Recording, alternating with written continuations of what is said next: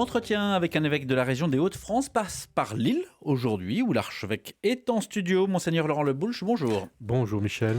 Ce sont les dernières heures de janvier. Alors, on peut encore parler des vœux. Qu'est-ce qu'il faut vous souhaiter pour cette nouvelle année? Oh, beaucoup de choses. Une année qui soit, parce qu'il y a beaucoup de projets en route, hein. Une année dans laquelle les projets prennent consistance. C'est lesquels les prioritaires? Alors, les prioritaires, il y a ce chemin de transformation dans lequel nous sommes, qui est, à mon avis, le plus important et dans lequel va s'engager très bientôt le Conseil, alors je ne sais jamais comment l'appeler, diocèse pastoral ou pastoral diocésain, je ne sais même plus comment on l'appelle. On a eu la première rencontre d'un bureau, tout est neuf de toute façon, ce Conseil, et c'est prometteur. Je dois dire que je suis très heureux de la façon dont ça se met en place. Qui est là-dedans? Dans le bureau? Hmm. Alors, je vais peut-être pas avoir tous les noms. On a fait le choix de la diversité. Donc, il y a hommes et femmes, évidemment. Il y a des personnes issues du monde des mouvements, plutôt du monde économique.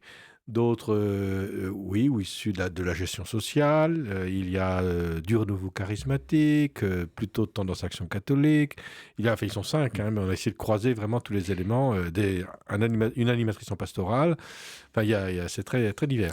L'actualité, ce sont les soins palliatifs et la fin de vie Oui. qui sont en débat au Parlement. Les sénateurs ont modifié le texte, ils ont raboté la création du droit à l'aide à mourir. On ignore si les députés vont réintégrer cette notion, mais vous pensez qu'on va y échapper?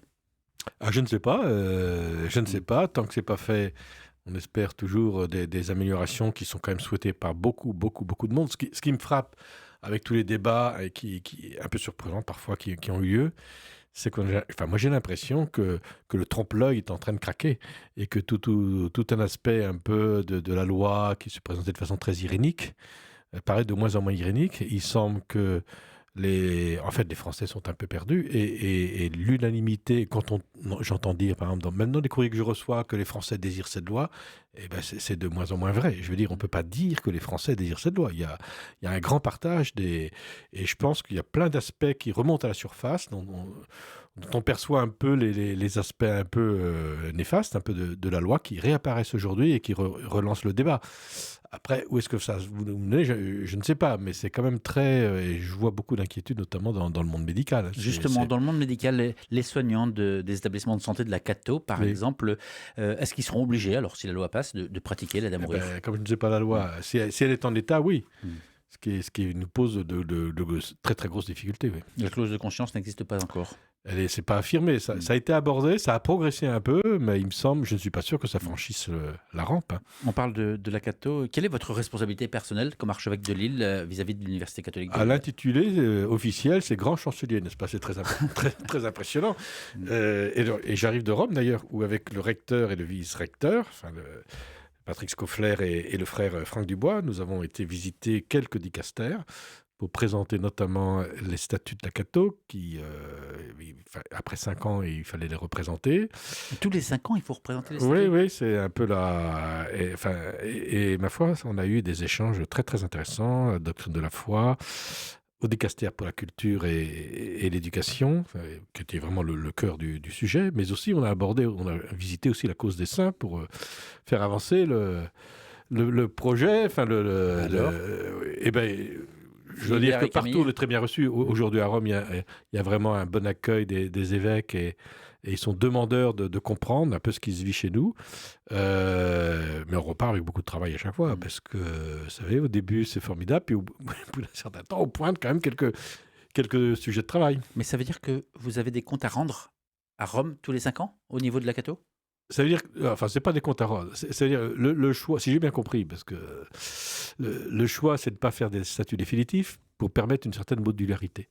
S'ils ont conscience que le monde change, que l'université n'a pas toujours peut évoluer et qu'il ne faut pas figer les choses. Donc l'idée, c'est vraiment et que ça permette de faire un point, de prendre de la hauteur sur ce qu'on vit. C'est plutôt un instrument de relecture. Il faut le prendre comme un instrument de relecture plus qu'une espèce de contrôle.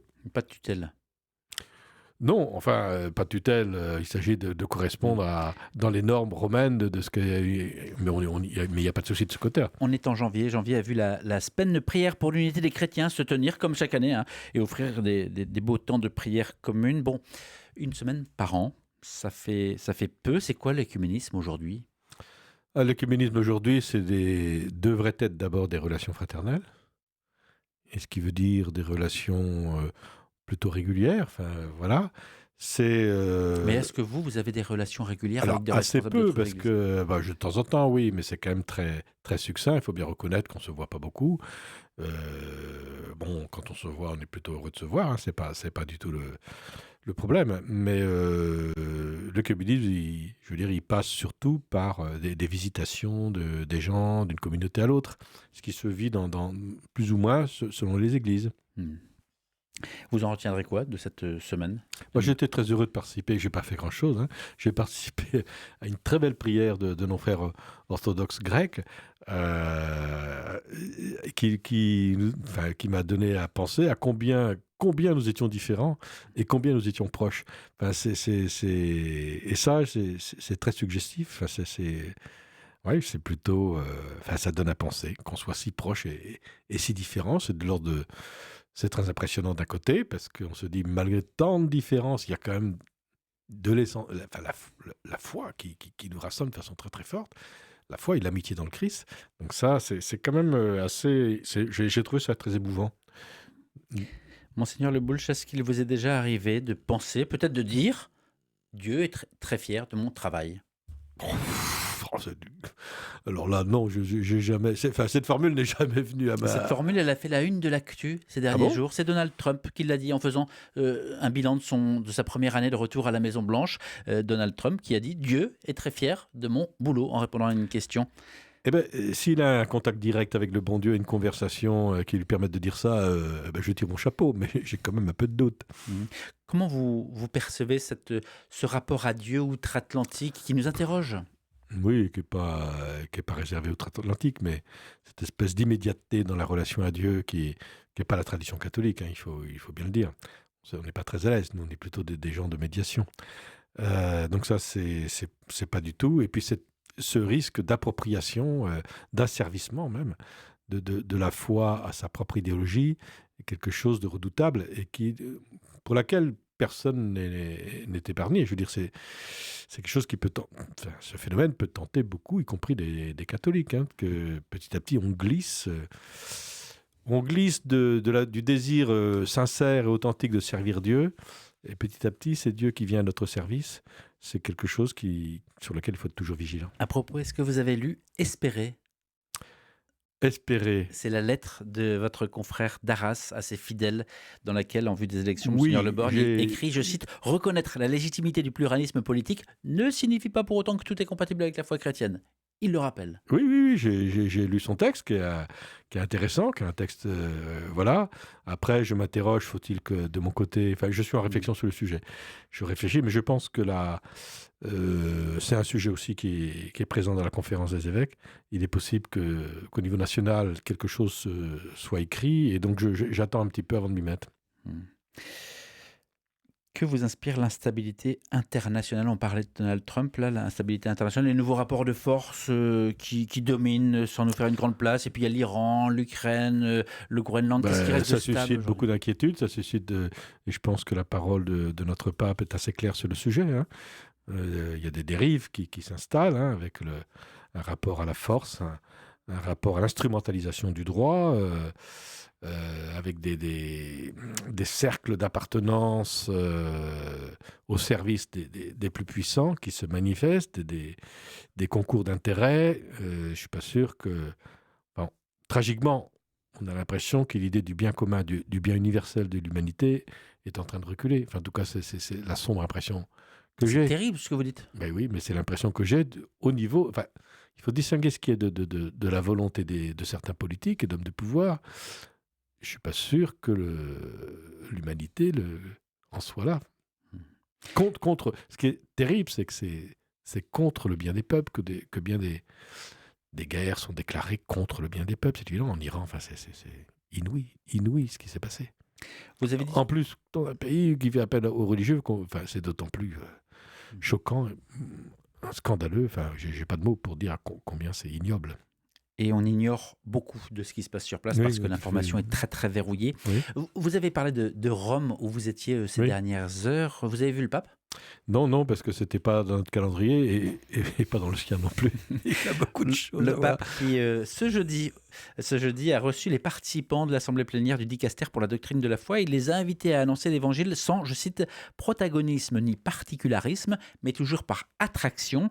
Léon XIV qui considère que la rupture de la transmission de la foi aux jeunes générations est un sujet de très grande urgence à notre époque.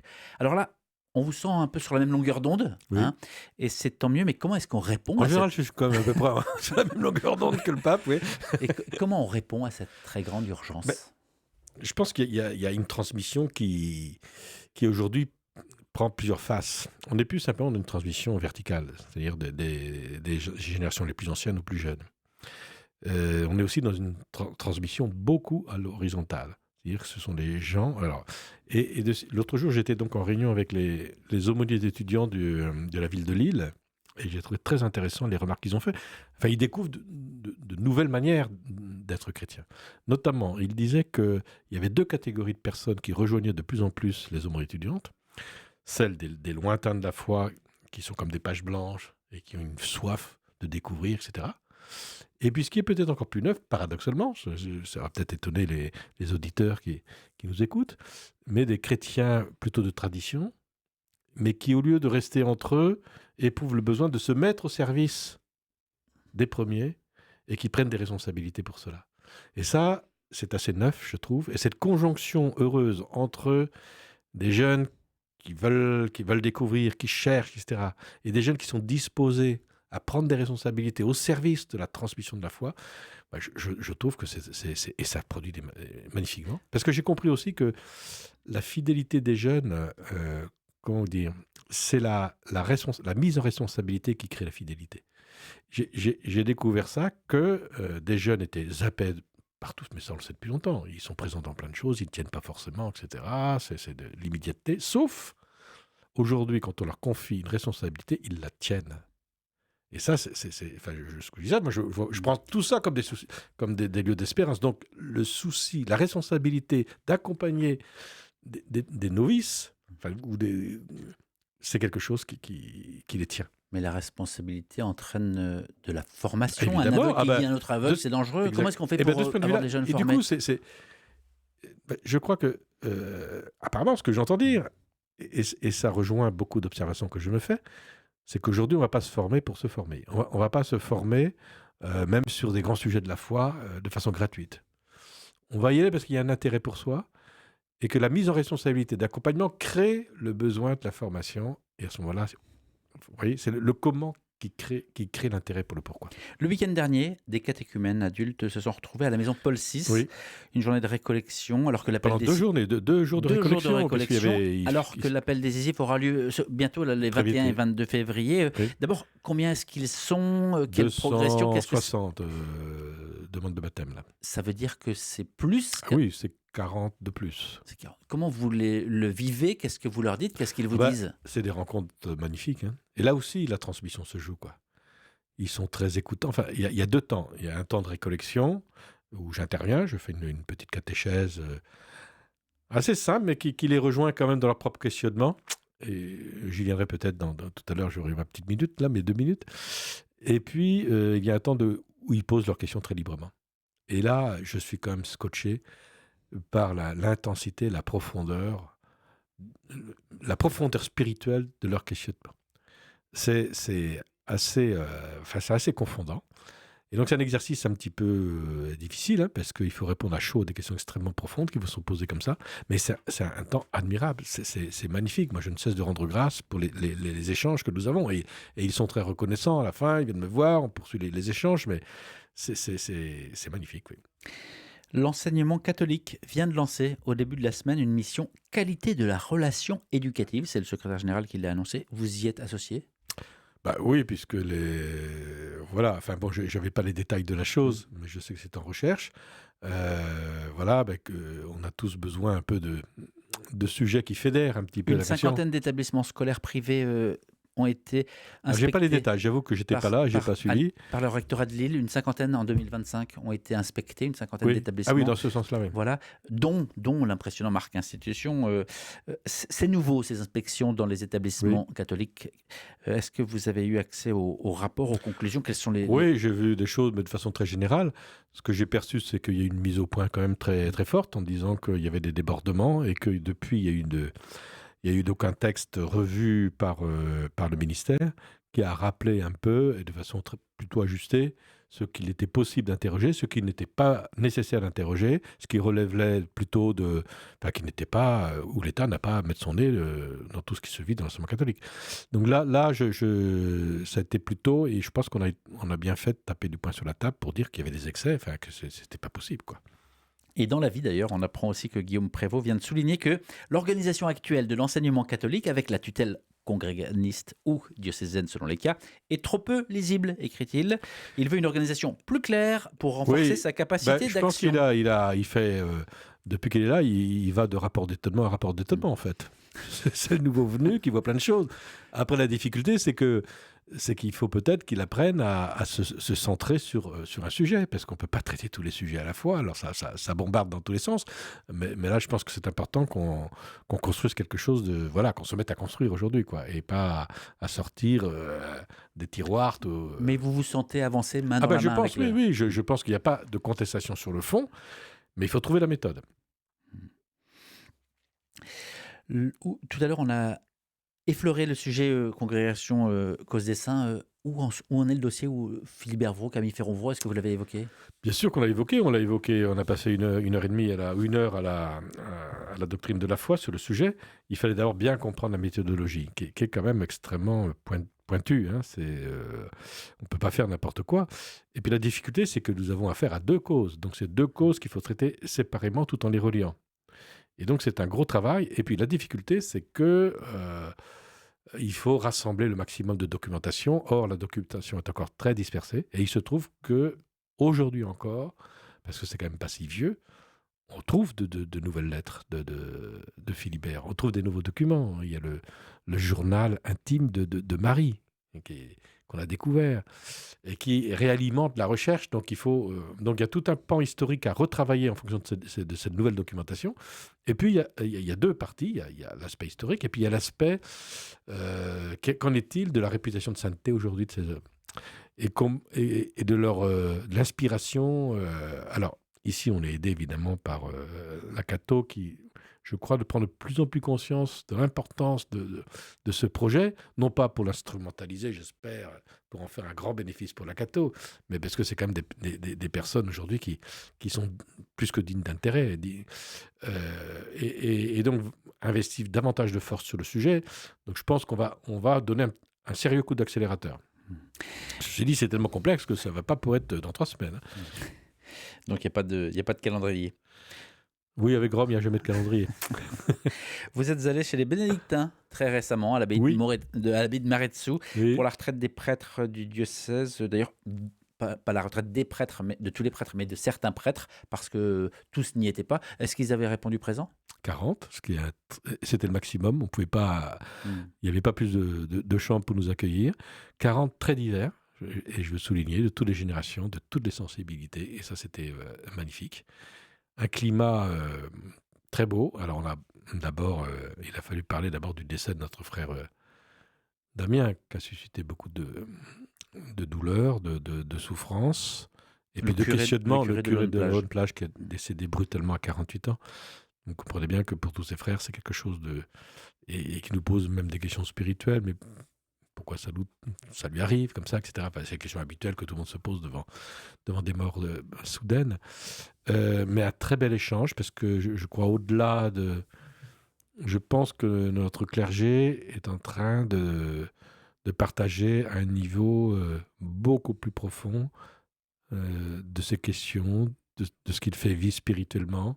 Et ça, c'est essentiel pour la fraternité. Et donc, le prédicateur, le père Emmanuel Eschauer, qui est le responsable des prêtres de l'Institut Notre-Dame de Vie, a été remarquable. Il nous a fait un travail éblouissant. Beaucoup travaillé.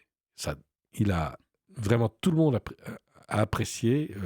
Sur le livre de Josué, ce qui n'est quand même pas une habitude, et le livre des juges, il nous a embarqués vraiment dans une nourriture spirituelle pour le ministère qui était remarquable. Et il a fallu l'unanimité. Et dans un cadre, quand même, un petit peu, comme on dit certains, à la Harry Potter, vous savez, c'est des grandes abbayes gothiques, là, avec des chants, ça fait étonnant, un peu austères, quand même, mais qui ont favorisé aussi la profondeur du groupe, je trouve. En tout cas, je suis très heureux et je les ai vus au retour, certains, combien beaucoup ont exprimé leur joie d'avoir vécu cette retraite. Monseigneur Le Boulch, parlons de la question, mais si certains nous écoutent et se disent, mais quelle preuve avez-vous finalement que tout ça tel la route? Quelle preuve est-ce que vous avez que ça ait un sens, que c'est une question un peu permanente que j'entends. Que ces vies données, finalement, le soit pour quelque chose? Vous leur dites quoi à ceux qui se disent, quel est le sens derrière tout ça? Eh bien, honnêtement, c'est pas. Pour moi, j'ai la conviction profonde qu'il y a là un don. Et je ne pense pas que ce soit. En fait, tel que l'ont exprimé les prêtres, même si c'est parfois difficile, il y a le sentiment d'avoir une vie remplie, une vie qui a beaucoup de sens, qui est très riche là-dessus. Je ne parlais pas pour les prêtres, mais pour l'auditeur qui nous écoute dans sa voiture, dans sa cuisine, pour celui qui se dit toutes ces vies données, mais finalement, quelle preuve est-ce qu'il a que ça fasse sens? En fait, c'est le don d'amour qui fait sens. Et le don d'amour peut paraître parfois stérile ou pas. Mais je pense que c'est la conviction de foi qui l'emporte. Et que de fait, une vie de prêtre pour quelqu'un qui ne croit pas en Dieu, il peut peut-être estimer une forme d'engagement social, d'engagement fraternel, de souci des autres. Mais bien au-delà, il s'agit de percevoir qu'au-delà de ça, c'est se laisser animer par l'amour de Dieu. Et en tant que tel, le fait même d'être prêtre ou religieux, religieuse est un signe de Dieu. Quand vous priez, vous dites quoi? Ça dépend du jour. Je dis quoi? Par exemple, le matin, quand vous vous levez. Alors, le soir, le matin, vous je commence d'abord par faire le signe de croix, qui dit beaucoup de choses déjà. Et ensuite, le matin, je lis, je médite les textes du jour, l'évangile. Je m'arrête sur l'évangile, longuement. Je médite cet évangile qui me parle chaque matin, Alors, je ne retiens pas forcément après ce que j'ai médité, mais c'est des beaux moments de contemplation et d'interpellation. Ce lundi, journée de la vie consacrée, quel sens ça a aujourd'hui? Est-ce que vous avez... Alors, il y a eu lundi soir, mais je n'y étais pas parce que j'étais à Rome. Il paraît que c'était une très belle soirée avec des témoignages de la vie consacrée. Pour moi, je crois, j'ai toujours eu beaucoup d'estime pour la vie consacrée et la vie religieuse, qui exprime une certaine radicalité et du coup, qui a même de poser une grande question. Enfin, je pense qu'elle est à la fois un sujet d'attraction, c'est-à-dire que et en même temps qui fait un peu peur par sa radicalité, mais c'est parce qu'elle est radicale qu'elle fait signe aussi aujourd'hui, quoi. Et voilà, et donc je trouve très heureux. Alors ce sera donc lundi, on va se retrouver donc au Mont des Cas pour célébrer avec tous les religieuses et les consacrés. Et moi, j'ai beaucoup d'admiration par la vie consacrée. Je sais que, comme pour la vie des prêtres, elle n'est pas toujours simple, qu'il y a des communautés qui souffrent, des personnes qui peuvent souffrir, qu'il y a parfois des déviances. Mais quel beau signe. Très complémentaire de la vie des prêtres diocésains, de la vie des baptisés. C'est très complémentaire. J'allais oublier un sujet délicat dans cet entretien. C'est un point Delphos, du nom de cet ancien prêtre du diocèse de Lille, 88 ans. Le journaliste qui a sorti l'enquête a signé un article cette semaine pour dire combien son journalisme faisait sens. Et il disait, c'est rare que le journalisme fasse sens dans la mesure où des gens, finalement, viennent des années après, des dizaines d'années après, et puis se confient, et puis se font connaître.